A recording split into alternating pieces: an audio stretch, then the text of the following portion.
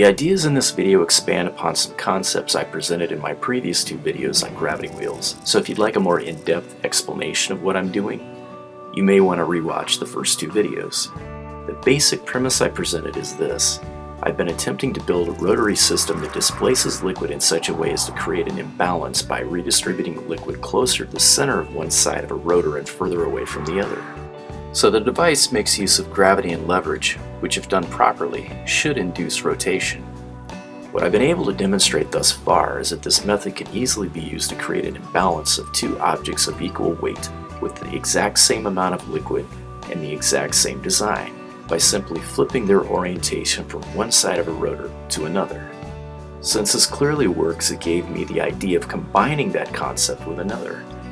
Much of my research focuses on ideas for building magnetic motors that use tracks or rotary systems. I've mentioned in some of my other videos that one of the biggest obstacles to building a rotary version of a permanent magnet motor force system is what I call the 1-inch barrier. For those who are unfamiliar with the term, allow me to clarify what it is. Most anyone that's ever attempted to build a rotary system is able to get their device to come within an inch of one complete rotation. It generally stops her cogs right at the entry point where the motor starts.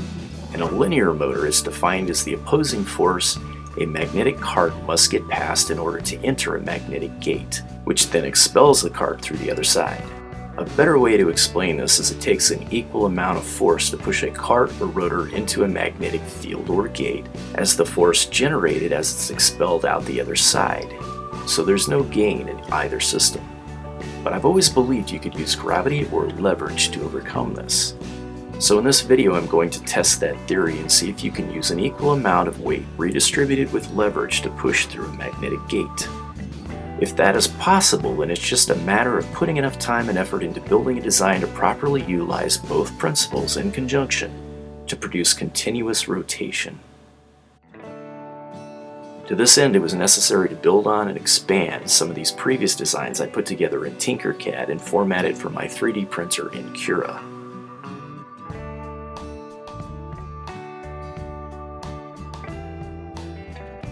I added a cap that will fit at the end of the water carts I designed in my last video that will house a neodymium magnet. 3D printers make it almost limitless what you can design and build and what directions you can go for testing these types of systems. For those of my viewers that have been paying attention, you may already be seeing the shape of things to come as far as the direction I'm going to be going in future videos. For all of my new viewers, stay tuned. You're in for some fun surprises. I've been using a Creality 3D printer, which has done a fantastic job of bringing my designs to life. After much research, I found it to be the best printer available to deliver the quality and size of prints I needed at the most affordable price. If you're building models, doing your own research, or just need to be able to build things at a moment's notice, I highly recommend you getting one. I've included a link in the video description below. This is a magnet housing I designed to hold a magnetic gate in place. And this piece will hold a series of those gates in place for the neodymium magnets attached to the water carts to travel through. I designed this so that I could fit several of these in an arc if I wished, or I could connect them together to form a complete circle. This is another magnet housing I designed to hold together a different type of magnetic gate. It's based on one of Howard Johnson's linear magnetic motor designs.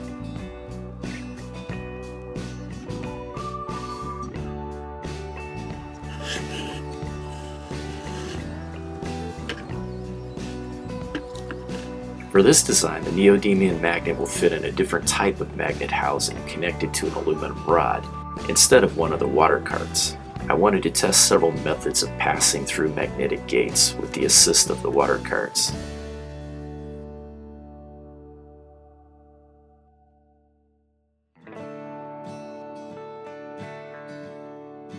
For each of these tests, I first tried the liquid gravity wheel with only the water carts attached to see how far the wheel would travel in either direction without any external assistance. That way it's easier to see if adding the magnets is having any real effect on the wheel.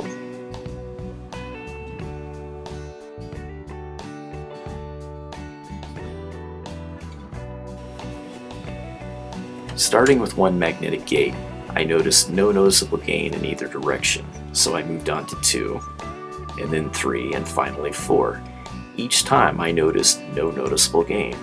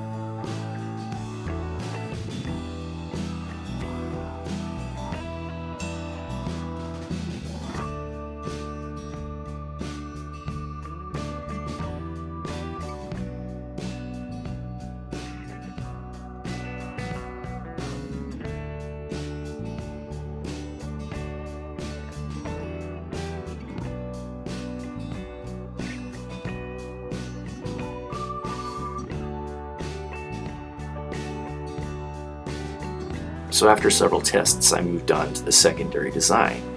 What I wanted to show in this design is that the liquid gravity wheel design could be used to push through a magnetic gate. Here is the rotor set up with a neodymium magnet on each aluminum arm. As you can see, the gate repels the magnet in either direction.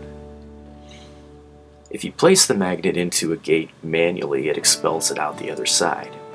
If you attach one magnet and drop it through the gate high enough, gravity will pull it through the gate and create a temporary pendulum effect, which gradually slows to a stop because of the opposing force of magnetic fields.